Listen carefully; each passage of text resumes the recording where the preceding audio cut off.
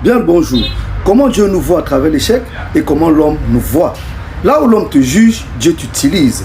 L'histoire biblique n'est pas une histoire parfaite des gens qui ont réussi, mais l'histoire d'un Dieu parfait qui restaure tous ceux qui ont échoué.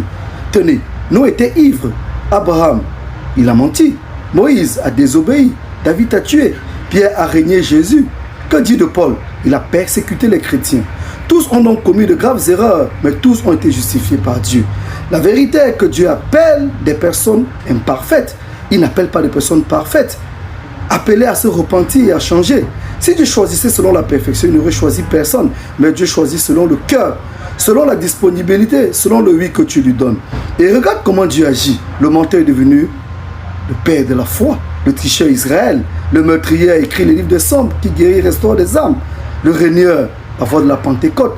Le persécuteur est devenu l'apôtre des nations. Alors sache une chose, ton passé ne sera jamais plus fort que sa grâce.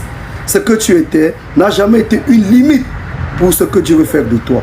Ton échec n'est pas une fin, mais un vaste chantier où Dieu désire reconstruire. Alors ne te sens pas indigne, brisé ou trop abîmé pour être utilisé. Souviens-toi que Dieu, ou encore l'histoire de la Bible, est faite des hommes et des femmes qui n'étaient pas qualifiés, mais qui étaient disponibles. Avant de travailler au travers de toi, Dieu désire travailler en toi.